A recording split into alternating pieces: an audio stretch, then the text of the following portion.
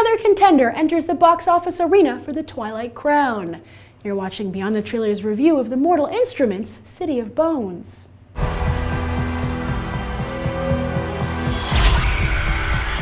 is it? You didn't see that? Oh God, this isn't happening. What are you looking at? What can I see when no one else can? You're not a mundane. What's a mundane?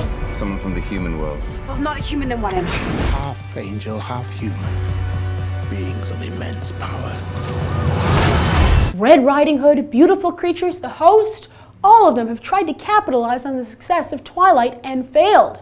Only The Hunger Games has succeeded, but one success is all it takes for other Hollywood producers to keep dreaming. But to hear author Cassandra Clare tell it, Clary Frey would never have made it to the silver screen if not for Bella Swan and Katniss Everdeen. Claire, who got her start writing fan fiction much like 50 Shades of Grey's E.L. James, said she had a difficult time shopping her popular Mortal Instruments series around Hollywood pre-Twilight. The studios referenced Harry Potter and Percy Jackson, the biggest names in young adult fiction at the time, and told Claire she'd have to let them make Clary a boy in order to get a movie deal. But thanks to Stephanie Meyer, studios no longer believe audiences aren't interested in films starring a teenage girl.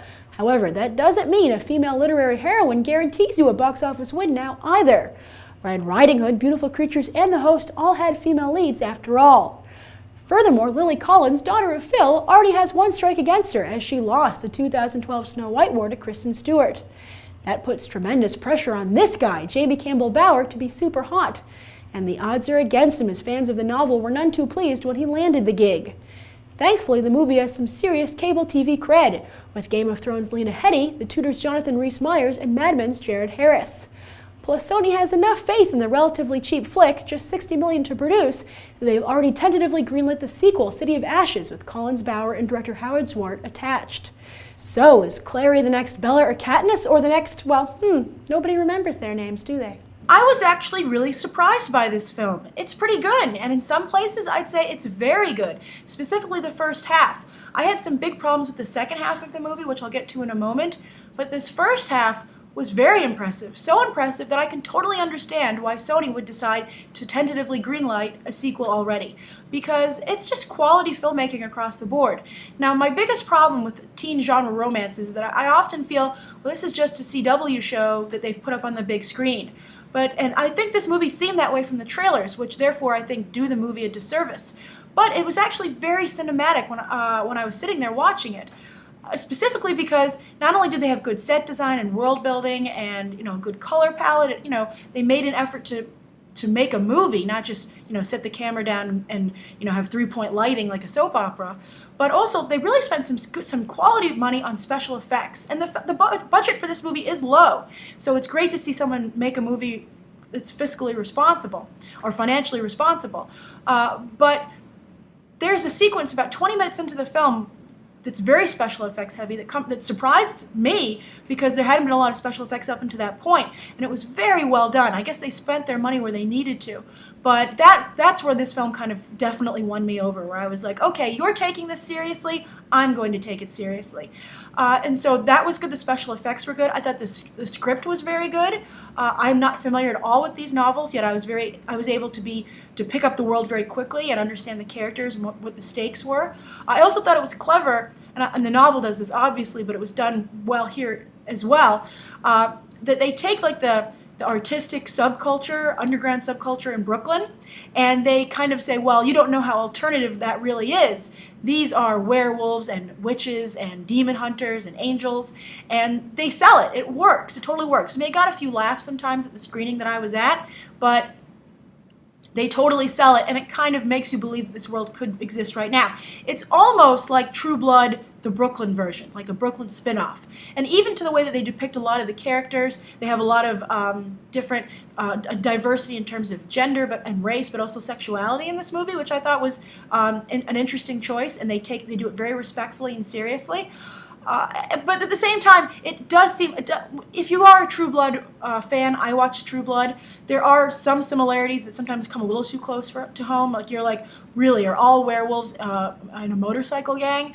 is that like a werewolf universal truth? And I think that it maybe would have been nice for them to do something different, but that's nitpicking because I enjoyed the film while I was watching it, and they have a cool idea about vampires and witches, and it all works in the same world quite well. I think True Blood is this is almost like the young adult version of True Blood, but very close to adult, though. There are some very adult themes addressed here.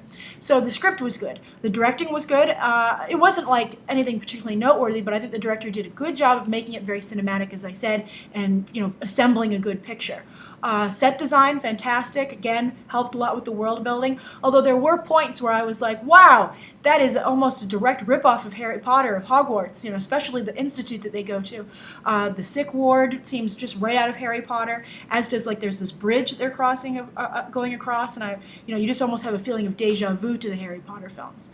But also I want to touch on the acting, which was very good. Lily Collins, I thought she was one of the best things in Mirror Mirror. I think that she did a good job there, even though I wasn't crazy about the film. And she's very good here. Much better than Kristen Stewart. I think she really did a nice job, and she had to sell a lot of tough moments. Also, Jamie Campbell Bower, the male lead. I know a lot of people, fans of the books, were upset when he was cast. I think he was great. I think he did a really nice job. Obviously, if somebody doesn't read the books, I can't speak to whether or not I think he was miscast from that point of view. But, he has a good androgynous look, which plays into, a lot of the different gender elements addressed in the film. I think that he has a strong presence on screen. He seems very sure of himself, which is unusual, I think, for a young actor. He doesn't do the teen angst thing. He's kind of like, I guess you would say, the Eric Northman the British Eric Northman of the film, and he does that well. He was very good. I liked him a lot, and they make me want to see more of this film. So what I didn't like was that about halfway through the film, it suddenly became clear that they weren't going to end the story or any threads really by the end of this film in particular. That you were really committing to the long haul, and that lack of closure and not even working towards closure, I think ended up making the movie feel very long. You get very excited for the build-up, and then you start to realize that you're going to be watching this story for hours because you're going to have to go see sequels. And I think that was a bit of a mistake. And something else that colored my view of this film was an article that I read online about Joss Whedon on Entertainment Weekly, an interview that he did, and the interviewer said, "Well, how do you feel about all these, girl power, genre films, teen romance films, when you started the trend really with Buffy the Vampire Slayer?" And Joss Whedon was like, yeah, I liked that band before it was cool to like the band. But then he made a really good point where he said, Buffy was never a passive heroine. She made things happen. And now you really have movies, he said the genre is almost evolved, where you have choosing the boyfriend, the movie. And I thought that you really hit the nail on the head there. So much so that even when a movie is well done like this, you can't help but have some regret that what happened to that strong female character, because as good as Lily Collins is, she is a very passive heroine, and her superpower is art. She even to the point where she has literally a magic pencil, and I can see that would be appealing to a lot of female fans, but for some other female fans who like the Linda Hamilton, Sigourney Weaver, Angelina Jolie, Chloe Moretz roles, it's frustrating to see that things keep going that way. But you know what? I think that you can't really judge Mortal Instruments for that because it is so well done. And, not everybody is aggressive. There are different personality types. Lily Collins' character isn't, she isn't stupid. She's smart. And I think she's very, she is representative of a lot of women, just as Ellen Ripley is, and just as Hit Girl is. And I think that that's great. I think you want diversity in character on screen as well. So I was surprised by this film. I enjoyed it. I would see a second. And I think that if you like these kind of movies, you should definitely see it. If you're on the fence, just know that if this is on like an airplane or comes on demand, I think that you would enjoy it, especially if you're a comic book fan because of the world building. It's a good movie. I enjoyed it. All right, so thank you for watching this review, and you can check out more episodes right now.